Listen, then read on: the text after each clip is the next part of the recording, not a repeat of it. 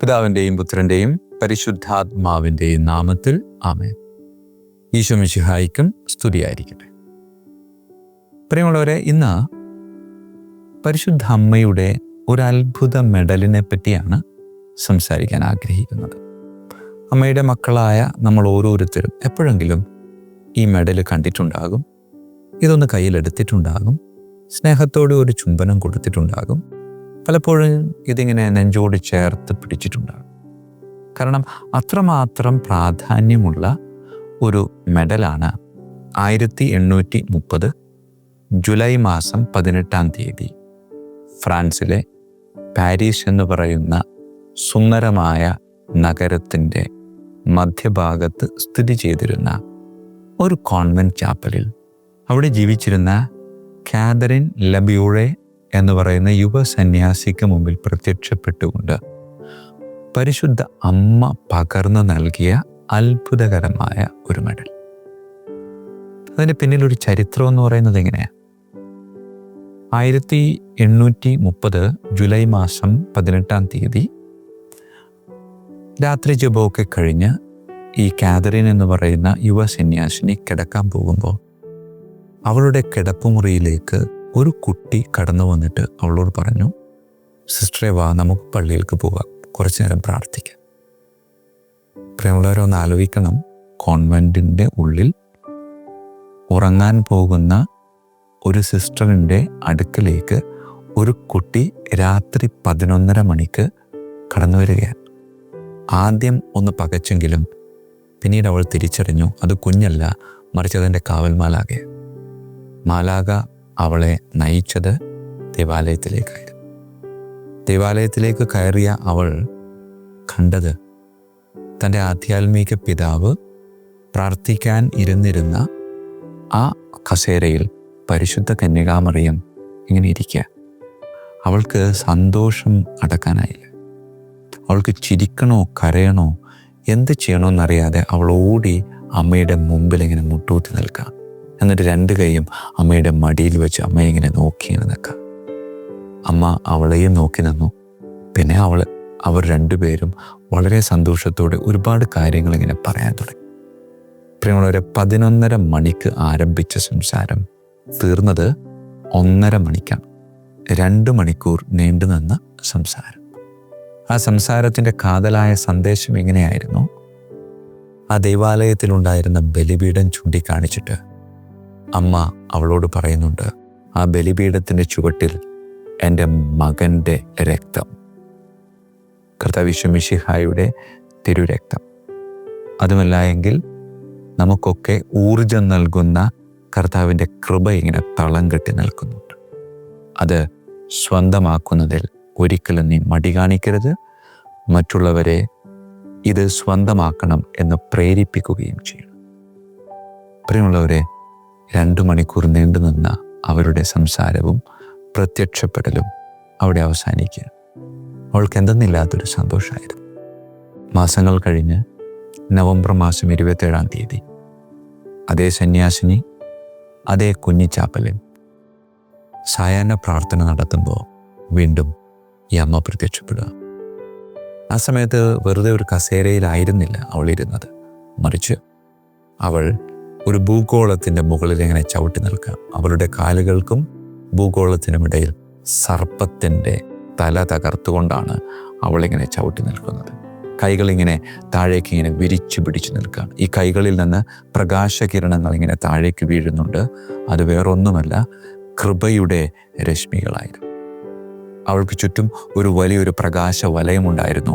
ആ വലയത്തിലൂടെ 1-2 കാര്യങ്ങൾ ഇങ്ങനെ എഴുതി വച്ചിരുന്നു. അത് വേറൊന്നുമായിരുന്നില്ല, പാപമില്ലാതെ പിറന്നു വീണ അമ്മേ, പാപികൾക്ക് വേണ്ടി പ്രാർത്ഥിക്കണമേ. ഇത് ചൂണ്ടിക്കാണിച്ചുകൊണ്ട് ഈ അമ്മ അവളോട് പറയുന്നുണ്ട്, ഇത് ഒരു മെഡലിൻ്റെ രൂപത്തിൽ നീ ഒരുക്കിയെടുക്കണം. അവൾക്ക് കിട്ടിയ സന്ദേശമനുസരിച്ച് പിന്നീട് അവൾ നെട്ടോട്ടമായിരുന്നു. അവൾ കണ്ട അമ്മയെ അതേ രൂപത്തിൽ ഒരു മെഡലിൻ്റെ ഉള്ളിലേക്ക് അവൾ ചേർത്ത് വയ്ക്കാൻ വേണ്ടി കഠിനമായിട്ട് പരിശ്രമിച്ചു കൊണ്ടേയിരുന്നു. പക്ഷേ അവൾക്കപ്പോഴും ഒരു സംശയം ഉണ്ടായിരുന്നു, മെഡലിൻ്റെ മറുഭാഗത്ത് എന്താ ചെയ്യുക?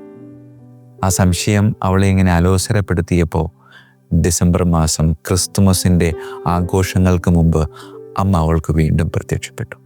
എന്നിട്ട് അമ്മ അവളോട് പറഞ്ഞു, ഞാൻ നിനക്ക് നൽകിയ എൻ്റെ ചിത്രം ഒരു ഭാഗത്തും മറുഭാഗത്ത് വലിയ അക്ഷരത്തിൽ M എന്ന് നീ എഴുതണം. അതിന് പിന്നിൽ കുരിശ് സ്ഥാപിക്കണം. ഈ കുരിശും എമ്മും വലിയൊരു വട്ടത്തിൻ്റെ ഉള്ളിലാക്കണം. ആ വട്ടം 12 നക്ഷത്രങ്ങൾ കൊണ്ട് നീ അലങ്കരിക്കണം. ഈ കുരിശിനും ഈ M എന്ന അക്ഷരത്തിനും താഴെയായി ഒരു ഭാഗത്ത് ഈശോയുടെ തിരുഹൃദയവും മറുഭാഗത്ത് എൻ്റെ വിമല ഹൃദയവും നീ ഉല്ലേഖനം ചെയ്യണം. പ്രിയമുള്ളവരെ, ഈ കാതറിൻ്റെ സംശയമെല്ലാം തീർന്നു. അവൾ അമ്മ പറഞ്ഞതനുസരിച്ച് സുന്ദരമായ മെഡല് നിർമ്മിച്ചു. ഈ മെഡല് നിർമ്മിക്കാൻ മാത്രമല്ല, ഇത് ലോകം മുഴുവനിലും പ്രചരിപ്പിക്കണമെന്നും ആവശ്യപ്പെട്ടിരുന്നു. ആവശ്യപ്രകാരം അമ്മയുടെ ആവശ്യം ഇന്ന് നിറവേറിക്കഴിഞ്ഞു. ഈ മെഡൽ ലോകത്തിൻ്റെ ഓരോ മുക്കിലും മൂലയിലും എത്തിച്ചേർന്നിട്ടുണ്ട്. പ്രിയമുള്ളവരെ, ഈ അത്ഭുത മെഡൽ വെറുതെ ഒരു ലോഹക്കഷണമല്ല, മറിച്ച് അമ്മയുടെ ഒരാഹ്വാനം.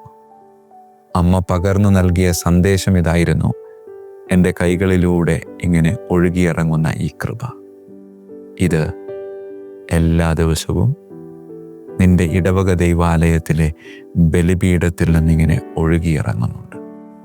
നിനക്ക് വേണ്ടി ഓരോ ദിവസവും എൻ്റെ മകൻ കൃപ ബലിപീഠത്തിൻ്റെ ചുവട്ടിൽ ഒരുക്കി വച്ചിട്ടുണ്ട്. ആ കൃപ സ്വന്തമാക്കാതെ നീ പോകുന്നുണ്ടോ എന്നൊരാത്മപരിശോധന നടത്തണം. പ്രിയമുള്ളവരെ, പ്രാർത്ഥിക്കാൻ നമുക്ക്. കരങ്ങൾ കൂപ്പാം, കണ്ണുകളടക്കാം. കാരുണ്യവാനായ കർത്താവേ, എന്നും ബലിയർപ്പണത്തിൽ പങ്കെടുക്കണമെന്നൊക്കെ ആഗ്രഹിക്കും, തീരുമാനിക്കും. പക്ഷേ 1-2 ദിവസങ്ങളൊക്കെ പോകും. പക്ഷെ പിന്നീട് അതങ്ങോട്ട് മുന്നോട്ട് കൊണ്ടുപോകാൻ പറ്റാറില്ല. എല്ലാ ദിവസവും ബലിപീഠത്തിൻ്റെ മുമ്പിൽ ബലിയർപ്പണത്തിൽ പങ്കെടുക്കുന്നുണ്ട് കർത്താവേ, പക്ഷേ ശ്രദ്ധ പലപ്പോഴും പതറിപ്പോകാറുണ്ട്.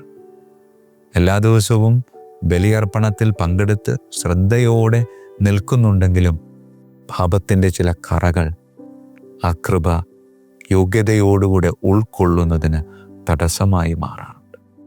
ബലിപീഠത്തിൻ്റെ ചുവട്ടിൽ എനിക്ക് വേണ്ടി എന്നും ഒഴുകിയിറങ്ങുന്ന കൃപ ഞാൻ പലപ്പോഴും സ്വന്തമാക്കാൻ പറ്റാതെ എൻ്റെ ജീവിതത്തിൻ്റെ തിരക്കുകളിൽപ്പെട്ട് ഞാൻ അലഞ്ഞു തിരിഞ്ഞ് നടന്നു പോയിട്ടുണ്ട്. സ്വസ്ഥമാകാം, തീരുമാനമെടുക്കാം. എൻ്റെ കർത്താവ്